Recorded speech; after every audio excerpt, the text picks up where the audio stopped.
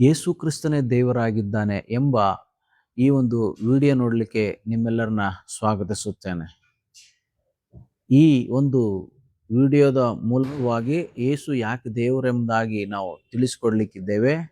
ಇದರ ಹಿಂದೆ ಯಾರನ್ನು ನೋಯಿಸುವ, ನಿಂದಿಸುವ ಉದ್ದೇಶವಿಲ್ಲ. ಬದಲಾಗಿ ಯೇಸುವೆ ಯಾಕೆ ದೇವರಾಗಿದ್ದಾನೆ ಎಂಬುದಾಗಿ ನಾನು ತಿಳ್ಕೊಂಡಿರುವಂಥ ಸತ್ಯಾಂಶವನ್ನು ಈ ಒಂದು ಸಂಭಾಷಣೆ ಮೂಲಕವಾಗಿ ತಿಳಿಸ್ಕೊಡ್ಲಿಕ್ಕಿದ್ದೇವೆ. ಮಂಜುನಾಥ, ನಿಲ್ಲಪ್ಪ, ಏನಪ್ಪ ಈ ನಡುವೆ ಏಸು ಏಸು ಏಸು ಅಂತ ಹೇಳಿ ತುಂಬಾ ವಿಡಿಯೋ ಮಾಡ್ತಾ ಇದೀಯಾ? 333 ಕೋಟಿ ದೇವ್ರಿದಾವಪ್ಪ ನಮ್ದ್ರಲ್ಲಿ, ಅದಕ್ಕಿಂತ ಇನ್ನೂ ಹೆಚ್ಚೈತೆ. ನೀನೇನಪ್ಪ ಇಲ್ಲಿ ಬಿಟ್ಟು ಅದ್ಯಾವುದೋ ಏಸು ಏಸು ಅಂತ ಹೋಗ್ತಾ ಇದೀಯಾ? ಏಸು ದೆವ್ವಾಗಿವ ಏನಾದ್ರೂ ಹಿಡ್ದೈತನೋ ನಿನ್ಗೆ? ಅಣ್ಣ, ನಿನಗೊಂದು ಪ್ರಶ್ನೆ ಕೇಳ್ತೀನಿ, ದಯವಿಟ್ಟು ಬೇಜಾರು ಮಾಡ್ಕೋಬೇಡ. ನಿನಗೆ ಎಷ್ಟು ಜನಪ್ಪ ತಂದೆ ಇದ್ದಾರೆ? ಒಬ್ಬನೇ ಅಲ್ವಾ? ಹೌದಪ್ಪ, ಒಬ್ಬನೇ ತಂದೆ ಇರ್ತಾನೆ. ಇನ್ನೇನು ಜಾಸ್ತಿ ಇರಕ್ಕೇನಾದ್ರೂ ಆಗುತ್ತೇನಪ್ಪ?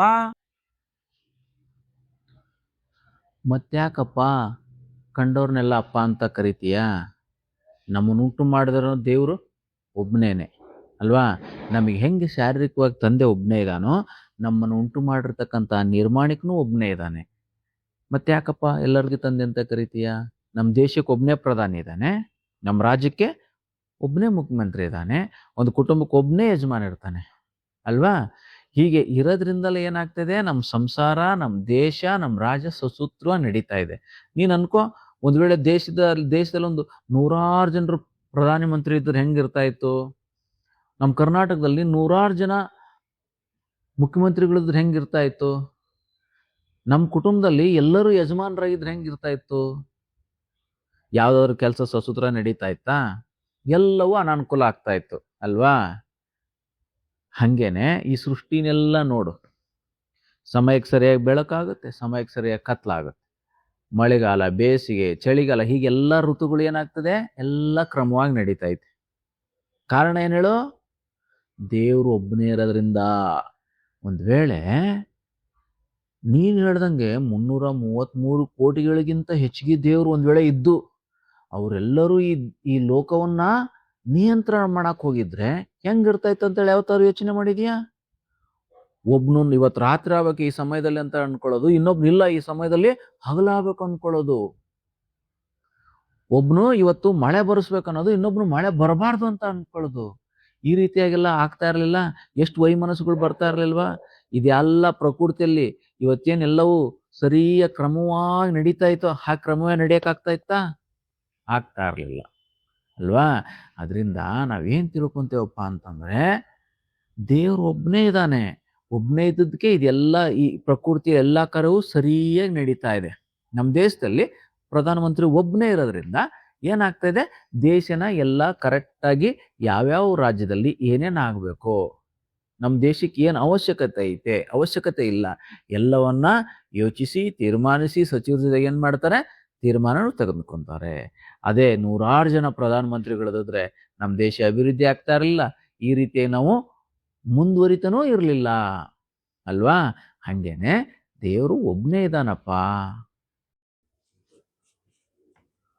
ಹೌದಲ್ಲಪ್ಪ, ನಾನು ಈ ಬಗ್ಗೆ ಯೋಚನೆನೇ ಮಾಡಲಿಲ್ಲ. ಎಲ್ಲರೂ ಮಾಡೋದೇ ಸರಿ ಸರಿ ಅಂತಂದು ಹಾಗೆ ಮಾಡ್ಕೊಂಡು ಹೋಗ್ತಾ ಇದ್ನಲ್ಲಪ್ಪ, ಇದ್ರ ಬಗ್ಗೆ ಯೋಚನೆನೇ ಮಾಡ್ಲಿಲ್ಲಲ್ಲ ನಾನು. ಸರಿ, ಕೇಳಿಸ್ಕೊ. ಯೇಸುವೆ ಯಾಕೆ ದೇವರು ಅಂತ ಹೇಳಿ ನಿನಗೆ ಹೇಳ್ತೀನಿ. ಯೇಸುವೆ ಯಾಕೆ ದೇವರಪ್ಪ ಅಂತಂದ್ರೆ, ಆತನ ಜನನದಲ್ಲಿ ವಿಶೇಷತೆ ಇದೆ. ಆತನು ಕನ್ಯೆಯ ಗರ್ಭದಲ್ಲಿ ಹುಟ್ಟಿ ಬಂದನು. ಮದುವೆ ಆಗದೆ ಇರತಕ್ಕಂಥ ಕನ್ಯೆಯಲ್ಲಿ, ಪುರುಷನನ್ನು ಅರಿಯದೇ ಇರತಕ್ಕಂಥ ಕನ್ಯೆಯಲ್ಲಿ, ಪರಿಶುದ್ಧ ಕನ್ಯೆಯಲ್ಲಿ ಯೇಸು ಸ್ವಾಮಿ ಜನನ ಆಯಿತು. ಯೇಸುವೆ ಯಾಕ ದೇವ್ರಂದ್ರೆ, ಆತನ ಜನನದಲ್ಲಿ ವಿಶೇಷತೆ ಇದೆ. ಅದಕ್ಕೇನೆ ಯೇಸು ದೇವ್ರು ಅಂತ ಹೇಳೋದು ನಾನು ನಿನಗೆ. ಇದು ಹೆಂಗಪ್ಪ ಸಾಧ್ಯ ಆಯ್ತು?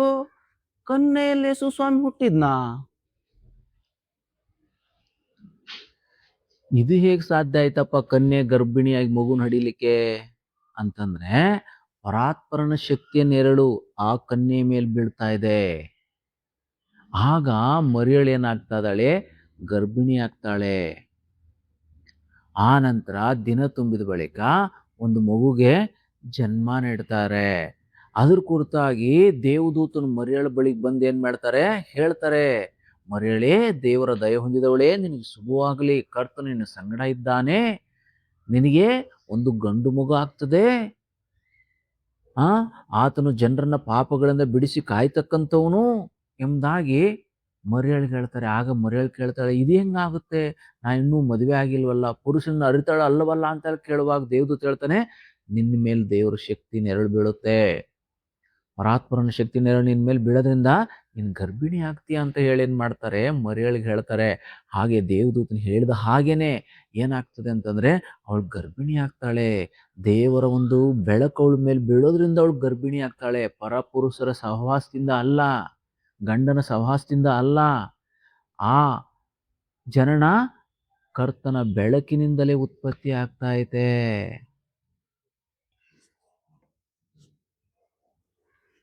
ಯೇಸುವಿನ ಜನದಲ್ಲಿ ಏನೈತಪ್ಪ ಅಂತ ವಿಶೇಷತೆ ನೀ ಹೇಳೋದು?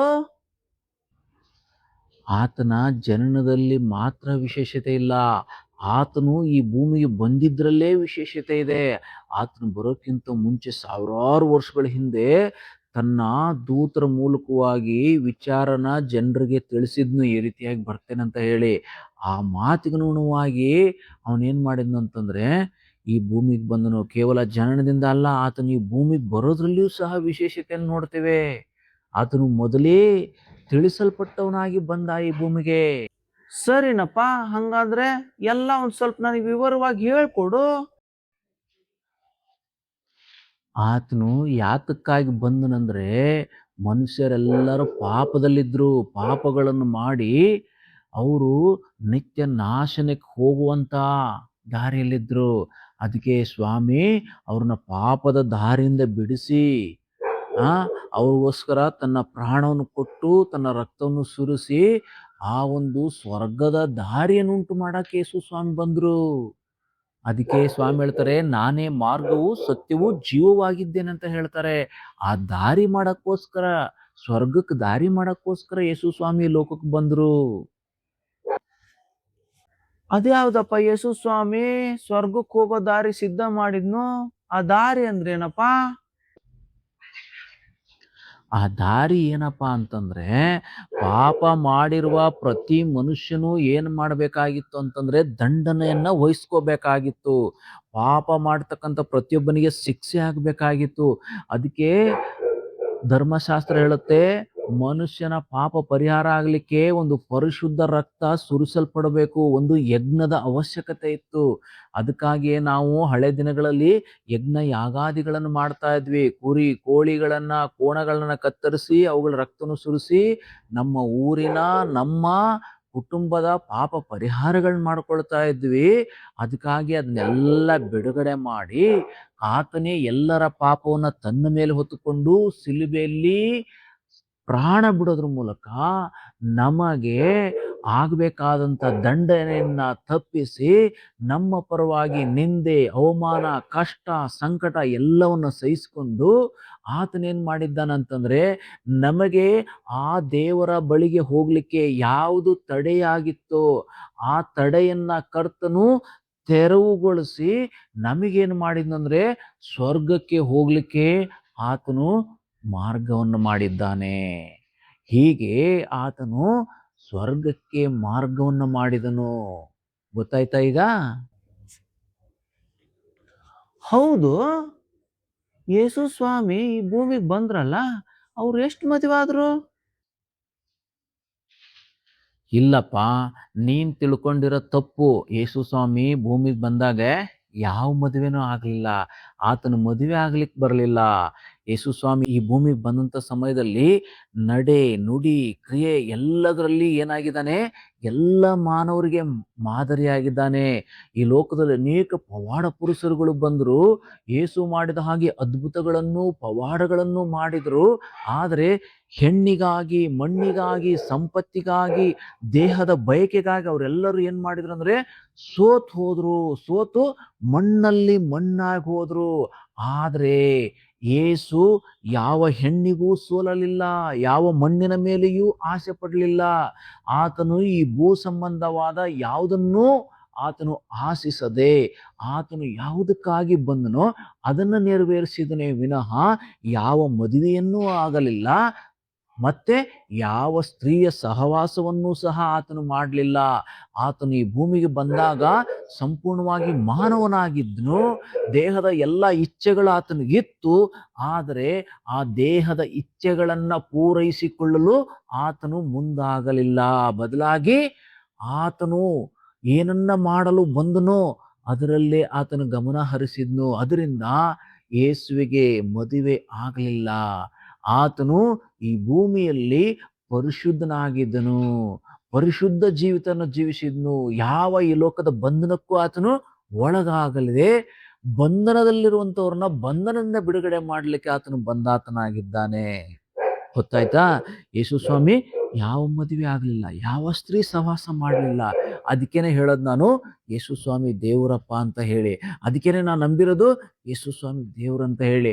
ಲೋಕದ ಎಷ್ಟೋ ಜನರು ಬಂದ್ರು, ಮದುವೆ ಮಾಡ್ಕೊಂಡ್ರು, ಆಸ್ತಿ ಮಾಡ್ಕೊಂಡ್ರು, ಏನೇನೋ ಮಾಡ್ಕೊಂಡ್ರು, ಕೊನೆಗೆ ಸತ್ತು ಒಂದಿನ ಮಣ್ಣಲ್ಲಿ ಮಣ್ಣಾಕಿ ಹೋಗ್ಬಿಟ್ರು. ಆದ್ರೆ ಯೇಸು ಸ್ವಾಮಿ ಏನ್ ಮಾಡಿಲ್ಲ, ಈ ಲೋಕದ ಯಾವ ಮೋಹಕ್ಕೂ ಒಳಗಾಗಲಿಲ್ಲ. ಆದ್ರಿಂದ ಯೇಸುವಿನಲ್ಲಿ ಇಂಥ ವಿಶೇಷತೆ ಇದೆ. ದೇವ್ರಂದ್ರೆ ಹೀಗಿರ್ಬೇಕು, ಹೀಗಿದೆ ಕರ್ತನಲ್ಲಿ. ಅದಕ್ಕಾಗಿ ನಾನು ನಿನಗೆ ಹೇಳೋದು ಯೇಸು ದೇವ್ರು ಅಂತ ಹೇಳಿ. ಯಾಕೆ ನಾ ಯೇಸು ದೇವ್ರು ಅಂತ ಹೇಳಿ ನಂಬಿದ್ದೇನಪ್ಪ ಅಂದ್ರೆ, ಹೀಗೆ ಆತನು ಪರಿಶುದ್ಧನಾಗಿದ್ದಾನೆ. ಪರಿಶುದ್ಧವಾಗಿರ್ಲಿಕ್ಕೆ ಬರೀ ಬೋಧನೆ ಮಾಡಲಿಲ್ಲ, ಬದಲಾಗಿ ಆತನು ಪರಿಶುದ್ಧನಾಗಿ ಜೀವಿಸಿ ಏನ್ ಮಾಡಿದ್ದಾನೆ, ಆತನು ದೇವರು ಎಂಬುದಾಗಿ ನಮಗೆ ನಿರೂಪಣೆ ಮಾಡಿದ್ದಾನೆ. ಅರ್ಥ ಆಯ್ತಾ? ಯೇಸು ಸ್ವಾಮಿ ಸಿಲ್ಬೆಲ್ ಪ್ರಾಣ ಬಿಟ್ಟ ಮೇಲೆ ಆತನ ತಗೊಂಡೋಗಿ ಸಮಾಧಿಯಲ್ಲಿ ಇಟ್ಟು ಏನಪ್ಪ ಅದು ಮುದ್ರೆ ಎಲ್ಲ ಹಾಕಿ ಸೈನಿಕರು ಕಾಯ್ತಾ ಇದ್ರಂತ. ಯಾಕಂಗ್ ಕಾಯ್ತಾ ಇದ್ರು ಅವರು? ಯೇಸು ಸ್ವಾಮಿ ಸಮಾಧಿಗೆ ಯಾಕೆ ಮುದ್ರೆ ಹೊಡೆದು ಕಾಯ್ದ್ರಪ್ಪ ಅಂತಂದ್ರೆ, ಅಲ್ಲಿ ಕೆಲವರು ದುಷ್ಟ ಜನರಿದ್ರು. ಯೇಸು ಸ್ವಾಮಿನ ಸಿಲ್ವೆಗೆ ಹಾಕದಂತ ಆ ದುಷ್ಟ ಜನರು ಏನ್ ಮಾಡ್ತಾರೆ, ಯೇಸು ಮೊದ್ಲೇ ಹೇಳಿದ್ರು ನಾನು ಸತ್ತು 3ನೇ ದಿನದಲ್ಲಿ ಎದ್ದು ಬರ್ತೇನೆ ಅಂತ ಹೇಳಿದ್ರು. ಅದಕ್ಕೇನೆ ಅವನ್ ಬರಬಾರ್ದು, ಎದ್ದು ಬರಬಾರ್ದು, ಅವ್ನು ತಡೆಗೆ ಬಿಡಬೇಕು ಅಂತ ಏನ್ ಮಾಡಿದ್ರು, ಯೋಚನೆ ಮಾಡಿದ್ರು, ಅವರು ಕುಯುಕ್ತಿ ಮಾಡಿದ್ರು. ಅದಕ್ಕೆ ಅಲ್ಲಿ ಆಗಿನ ಕಾಲದಲ್ಲಿ ಇದ್ದಂತ ಪಿಲಾತನ ಹತ್ರ ಅರಸನ ಹತ್ರ ಹೋಗಿ ಹೇಳ್ತಾರೆ, ಅವನೇನ್ ಮಾಡಿದಾನೆ, ಬದುಕಿದ್ದಾಗ ಸತ್ತು 3 ದಿನದಲ್ಲಿ ಎದ್ದು ಬರ್ತಾನೆ ಅಂತ ಹೇಳಿದಾನೆ. ಏನ್ ಮಾಡೋಣ, ನಾವು ಬಲವಾಗಿ ದೊಡ್ಡ ಬಂಡೆಯನ್ನ ಆ ಸಮಾಧಿಗೆ ಹಾಕಿಬಿಟ್ಟು ಅವನು ಬರ್ದಿರಂಗ್ ಮಾಡೋಣ. ಅವನ್ ಯಾರು ತಗೊಂಡು ಹೋಗ್ಬಾರ್ದು, ಅವನು ಎದ್ದು ಬರಕ್ ಆಗ್ಬಾರ್ದು. ಮತ್ತೆ ಅವನ ಶಿಷ್ಯರೇನಾದ್ರೂ ಬಂದು ನಾವು ಆ ಬಂಡೆಯನ್ನೆಲ್ಲ ತಳ್ಳಿಬಿಟ್ಟು ಆತನ ಶವ ಹೊತ್ಕೊಂಡು ಹೋಗಿ ಬೇರೆ ಕಡೆ ಹೂಣ್ಬಿಟ್ಟು ಯೇಸು ಸ್ವಾಮಿ ತಾನು ಹೇಳ್ದಂಗೆ ಎದ್ದಿದ್ದಾನೆ ಅಂತ ಹೇಳಿ ನಮ್ಮನ್ನ ಮೋಸಗೊಳಿಸ್ತಾರೆ. ಅದಕ್ಕೇನೆ ಏನ್ ಮಾಡೋಣ, ನಾವು ಆ ಸಮಾಧಿನ ಕಾಯೋಣ ಅಂತ ಹೇಳಿ ಆ ಪಿಲಾತನ ಹತ್ರ ಅವರು ಪರ್ಮಿಷನ್ ತಗೊಂಬಂದು ಆ ಸಮಾಧಿಗೆ ದೊಡ್ಡ ಕಲ್ನೆಟ್ಟು ಸೀಲ್ ಹೊಡೆದು ಅನೇಕ ಸೈನಿಕರು ಬಂದೇ ಮಾಡ್ತಾರೆ. ಅವನ್ ಹೆಂಗ್ ಎದ್ದು ಬರ್ತಾನಂತ ಹೇಳಿ ಕಾಯ್ತಾ ಇದ್ರು. ಯಾಕೆ ಹೇಳಿ, ಯೇಸು ಸ್ವಾಮಿ ಎದ್ದು ಬರ್ತಾನೆ ಅಂತ ಹೇಳಿದ್ರು. ಅದಕ್ಕಾಗಿನೇ ಅವ್ರು ಕಾದ್ರು. ಆದ್ರೆ ಯೇಸು ಸ್ವಾಮಿ ಏನ್ ಮಾಡಿದ್ನು, ತಾನು ಹೇಳ್ದ ಹಾಗೆ 3ನೇ ದಿನದಲ್ಲಿ ಎದ್ದು ಬಂದನು. ಅದಕ್ಕೆ ಹೇಳೋದು, ಲೋಕದಲ್ಲಿ ಬಂದಂಥವ್ರೆಲ್ಲರೂ ಮಣ್ಣಲ್ಲಿ ಮಣ್ಣಾಗಿ ಹೋಗ್ಬಿಟ್ರು. ಆದ್ರೆ ಯೇಸು ಸಮಾಧಿಯಿಂದ ಎದ್ದು ಬರೋದ್ರ ಮೂಲಕ ಆತನು ಮೃತ್ಯುಂಜಯನೆಂಬುದಾಗಿ ಆತನ ಏನ್ ಮಾಡಿದ್ದಾನೆ, ನಿರೂಪಣೆ ಮಾಡಿದ್ದಾನೆ.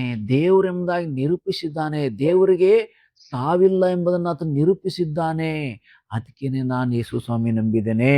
ಯಾಕಂದ್ರೆ ಆತನು ಮರಣ ಜಯಿಸಿದಂಥವನು, ಆತನಿಗೆ ಸಾವಿಲ್ಲ, ಸಾವಿಲ್ಲದೆ ಇರತಕ್ಕಂಥವನೇ ದೇವರು. ಅದಕ್ಕಾಗಿ ನಾನು ಯೇಸು ಸ್ವಾಮಿನೇ ನಾನು ದೇವ್ರು ಅಂತ ಹೇಳಿ ನಂಬ್ಕೊಂಡಿದ್ದೇನೆ ಅಣ್ಣ. ಅರ್ಥ ಆಯ್ತಾ ನಾನು ಯಾಕೆ ಯೇಸು ಸ್ವಾಮಿ ನಂಬಿದ್ದೇನೆ ಅಂತ ಹೇಳಿ? ಆ ಯೇಸು ಹೇಳ್ದಂಗೆನು ಎದ್ದು ಬಂದ. ಮತ್ತೆ ಹೂನಪ್ಪ, ಆಗ್ಲೇ ಹೇಳಿದ್ನಲ್ಲ, ಅವ್ರು ಕಾಯ್ತಾ ಇದ್ರು. 3ನೇ ದಿನದಲ್ಲಿ ಯೇಸು ಸ್ವಾಮಿ ಏನ್ ಮಾಡಿದ್ರು, ಸಮಾಧಿಯಿಂದ ಎದ್ದು ಬಂದ್ರು. ಯಾರು ಆತನನ್ನ ಬಂಧಿಸಿಡಕ್ಕಾಗ್ಲಿಲ್ಲ. ಹೀಗೆ ಸಮಾಧಿಯಿಂದ ಎದ್ದು ಬಂದು ಏನ್ ಮಾಡಿದಾನೆ, ಆತನು ದೇವ್ರು ಅಂತ ಹೇಳಿ ಏನ್ ಮಾಡಿದಾನೆ, ನಮ್ಗೆ ತೋರಿಸ್ಕೊಟ್ಟಿದ್ದಾನೆ. ಇವರಿಗೆ ಯಾರು ಸಹ ಸಮಾಧಿಯಿಂದ ಎದ್ದು ಬರಲಿಲ್ಲ, ಭೂಮಿಗೆ ಬಂದಂಥವ್ರು. ಆದ್ರೆ ಯೇಸು ಸಮಾಧಿಯಿಂದ ಎದ್ದು ಬಂದಿದ್ದಾರೆ. ಬೈಬಲ್ ಹೇಳುತ್ತೆ ಆತನು 3ನೇ ದಿನದಲ್ಲಿ ಏನ್ ಮಾಡಿದ್ನು? ಸಮಾಧಿಯಿಂದ ಎದ್ದು ಬಂದನು. ಆತನು ಭೂಮಿ ಮೇಲೆ ಸುಮಾರು 40 ದಿನಗಳು ಶಿಷ್ಯರಿಗೆಲ್ಲರಿಗೆ ಕಾಣಿಸ್ಕೊಂಡ್ನು. ಆತನು ಪರಲೋಕಕ್ಕೇರಿ ಹೋದ್ನು ಎಂಬುದಾಗಿ ನಮಗೆ ಬೈಬಲಲ್ಲಿ ತಿಳಿಸಲ್ಪಟ್ಟಿದೆ. ಅದಕ್ಕೇನೆ ಯೇಸು ಮಣ್ಣಿಗೆ ಮಣ್ಣಾಗಲಿಲ್ಲ, ಆತನು ಮತ್ತೆ ಎದ್ದು ಬಂದಂಥವನಾಗಿದ್ದಾನೆ. ಅದರಿಂದನೇ ನಿನಗೆ ಹೇಳೋದು ನಾನು ಯೇಸು ಸ್ವಾಮಿ ದೇವ್ರು ಅಂತ ಹೇಳಿ. ಇಲ್ಲಿವರೆಗೆ ಸತ್ತವ್ರು ಯಾರು ಎದ್ದು ಬರಲಿಲ್ಲಪ್ಪ, ನಾನಂತ್ರ ಕೇಳಿಸ್ಕೊಳ್ಳಿಲ್ಲ ಬಿಡು. ಯೇಸು ಸ್ವಾಮಿನ ಹಂಗಾರೆ ಎದ್ದು ಬಂದಿದ್ದು ಫಸ್ಟ್. ಇಲ್ಲಿವರೆಗೆ ಯಾರು ಸಹ ಸಮಾಧಿಯಿಂದ ಎದ್ದು ಬರಲಿಲ್ಲ, ಭೂಮಿಗೆ ಬಂದಂಥವ್ರು. ಆದರೆ ಯೇಸು ಸಮಾಧಿಯಿಂದ ಎದ್ದು ಬಂದಿದ್ದಾರೆ. ಬೈಬಲ್ ಹೇಳುತ್ತೆ ಆತನು 3ನೇ ದಿನದಲ್ಲಿ ಏನ್ ಮಾಡಿದ್ನು? ಸಮಾಧಿಯಿಂದ ಎದ್ದು ಬಂದನು. ಆತನು ಭೂಮಿ ಮೇಲೆ ಸುಮಾರು 40 ದಿನಗಳು ಶಿಷ್ಯರಿಗೆಲ್ಲರಿಗೆ ಕಾಣಿಸ್ಕೊಂಡ್ನು. ಆತನು ಪರಲೋಕಕ್ಕೇರಿ ಹೋದ್ನು ಎಂಬುದಾಗಿ ನಮಗೆ ಬೈಬಲಲ್ಲಿ ತಿಳಿಸಲ್ಪಟ್ಟಿದೆ. ಅದಕ್ಕೇನೆ ಯೇಸು ಮಣ್ಣಿಗೆ ಮಣ್ಣಾಗಲಿಲ್ಲ, ಆತನು ಮತ್ತೆ ಎದ್ದು ಬಂದಂಥವನಾಗಿದ್ದಾನೆ. ಅದರಿಂದನೇ ನಿನಗೆ ಹೇಳೋದು ನಾನು ಯೇಸು ಸ್ವಾಮಿ ದೇವ್ರು ಅಂತ ಹೇಳಿ. ಅಲ್ಲಪ್ಪ, ನೀನ್ ಹೆಂಗ್ ಹೇಳ್ತೀಯ ಯೇಸು ಸ್ವಾಮಿ ಎದ್ದು ಬಂದು ಅಂತ ಹೇಳಿ? ನೀನಾದ್ರೂ ಹುಟ್ಟಿದ್ದ ಆ ಸಮಯದಲ್ಲಿ? ನೀನೇನಾದ್ರೂ ನೋಡಿದೇನಪ್ಪ ಯೇಸು ಸ್ವಾಮಿ ಎದ್ದು ಬಂದದ್ನ? ಇಲ್ಲಪ್ಪ, ನಾನೇನು ಯೇಸು ಸ್ವಾಮಿ ಎದ್ದಿರೋದು ನೋಡ್ಲಿಲ್ಲ.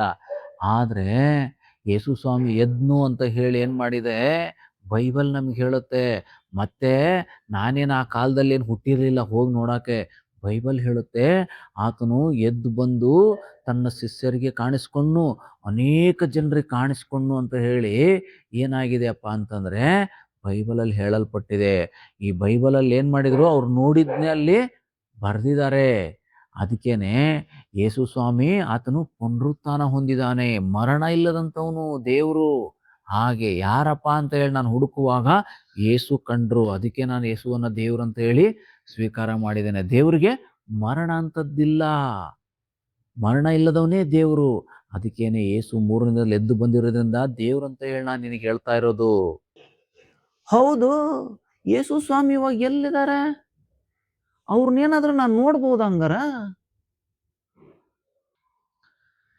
ಇಲ್ಲಪ್ಪ, ನೀನ್ ಹೇಳ್ದಾಗ ಇವತ್ತು ಆತನ ನೋಡಕ್ ನಿನ್ಗೆ ಆಗಲ್ಲ. ಆತ ನಿಧಾನ ಅಂತ ಹೇಳಿ ತಿಳ್ಕೋಬಹುದು ಅಷ್ಟೇ ನೀನು. ಆತನು ಆತ್ಮಸ್ವರೂಪನಾಗಿದ್ದಾನೆ. ಇವತ್ತು ದೇವರು ನಮ್ಮ ಕಣ್ಣಿಗೆ ಕಾಣಲ್ಲ. ದೇವ್ರಿಗೆ ಯಾವುದೇ ವಿಧವಾದ ಆಕಾರ ಇವತ್ತಿಲ್ಲ. ಆತನ ಪರಲೋಕಕ್ಕೇರಿ ಹೋದ ನಂತರ ಆತನು ಆತ್ಮಸ್ವರೂಪನಾಗಿ ಪುನಃ ಈ ಭೂಮಿಯಲ್ಲಿದ್ದಾನೆ, ಬಂದಿದ್ದಾನೆ. ಆದರೆ ಇವತ್ತು ಕಣ್ಣಿಗೆ ಕಾಣಲ್ಲ. ನಾವು ಆತನ ನೋಡ್ಬೇಕಪ್ಪ ಅಂತಂದ್ರೆ ಈ ದೇಹದಿಂದ ನಮ್ಮ ಆತ್ಮ ಬೇರ್ಪಡಬೇಕು. ಆಗ ಮಾತ್ರ ಆ ಕರ್ತನನ್ನ, ನಮ್ಮ ಸೃಷ್ಟಿಕರ್ತನನ್ನ ನೋಡಕ್ ಸಾಧ್ಯ ಆಗುತ್ತೆ.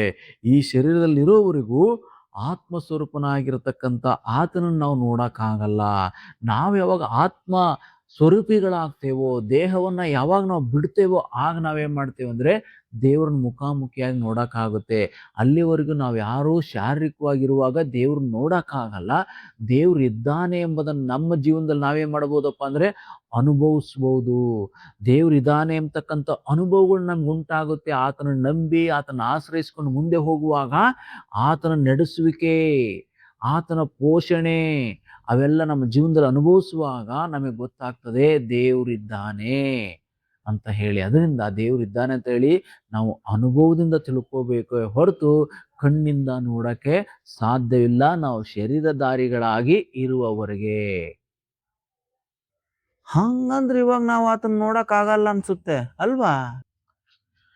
ನೀನ್ ಯೇಸು ಸ್ವಾಮಿ ನೋಡೋದು ಹೆಂಗಪ್ಪ ಅಂತಂದ್ರೆ, ಹೇಗ್ ಸಾಧ್ಯ ಆಗತ್ತಪ್ಪ ಅಂತಂದ್ರೆ, ನೀನೇನ್ ಮಾಡ್ಬೇಕು, ನಿನ್ನ ಪಾಪಗಳನ್ನ ಆತನಿಗೆ ಒಪ್ಪಿಸ್ಬೇಕು. ಸ್ವಾಮಿ, ನಾನು ಪಾಪಿ ಆಗಿದ್ದೇನೆ, ನನ್ನ ಕರುಣಿಸು, ನನ್ನನ್ನ ತೊಳೆ ಸ್ವಾಮಿ, ನನ್ನನ್ನ ನಿನ್ನ ಮಗನಾಗಿ ಮಾಡ್ಕೋ ಅಂತ ಹೇಳಿ ನಮ್ಮ ಪಾಪದ ಅರಿಕೆಯನ್ನ ಆತನ ಹತ್ರ ಮಾಡಿ, ಕರ್ತನೆ ನನ್ನನ್ನ ನಿನ್ನ ಮಗನಾಗಿ ಸ್ವೀಕಾರ ಮಾಡ್ಕೋ ಅಂತ ಹೇಳಿದ್ರೆ, ಅಂದ್ರೆ ಆತನು ದೇವ್ರು ಅಂತ ಹೇಳಿ ಹೃದಯದಿಂದ ನಂಬಿ ನಮ್ಮ ಪಾಪಗಳನ್ನು ಆತನ ಮುಂದೆ ಅರಿಕೆ ಮಾಡುವಾಗ ನಮ್ಮ ಪಾಪಗಳಿಂದ ಮುಕ್ತಿ ಆಗ್ತದೆ.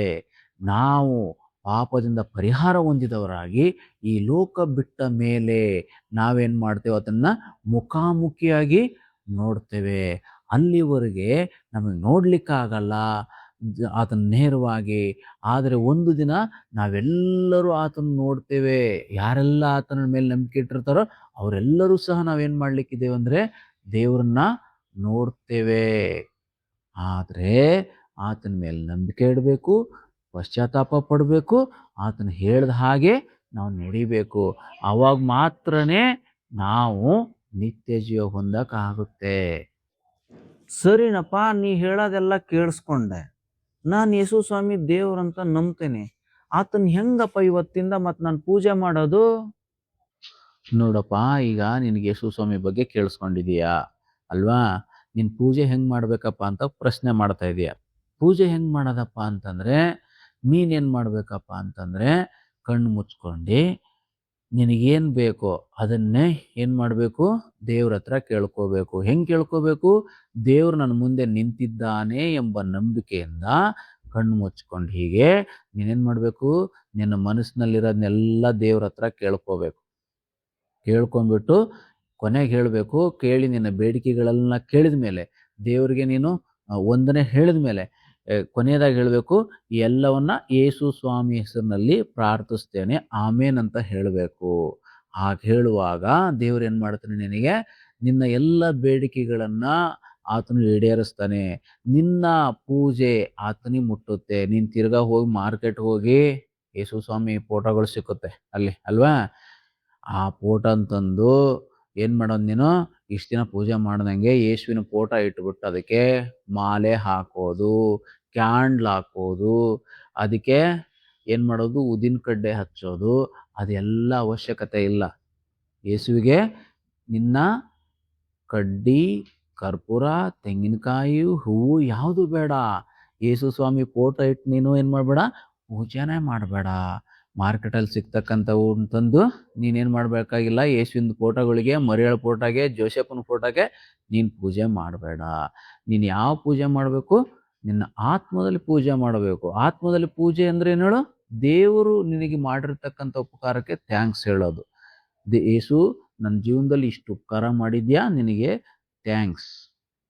ನನ್ನ ಇವತ್ತು ಕಾಪಾಡಿದ್ಯಾ, ಥ್ಯಾಂಕ್ಸ್. ನನ್ನ ಈ ಕೊರತೆ ಇದೆ ನೀಗಿಸು, ಅದರಿಂದ ಈ ಕಷ್ಟ ಇದೆ ಬಿಡುಗಡೆ ಕೊಡು ಅಂತ ಹೇಳಿ ನೀ ಏನು ಮಾಡ್ಬೇಕು, ಈ ಥರ ಕೇಳ್ಕೋಬೇಕು. ಹೀಗೆ ಪ್ರಾರ್ಥನೆ ಮಾಡೋದು, ಹೀಗೆ ಪೂಜೆ ಮಾಡೋದು. ಇಷ್ಟು ದಿನ ಮಾಡ್ದಂಗೆ ಆಚಾರದ ಪೂಜೆ ಇಲ್ಲ, ಇವತ್ತು ವಿಚಾರದ ಪೂಜೆ. ವಿಚಾರದ ಪೂಜೆ ಅಂದ್ರೇನು?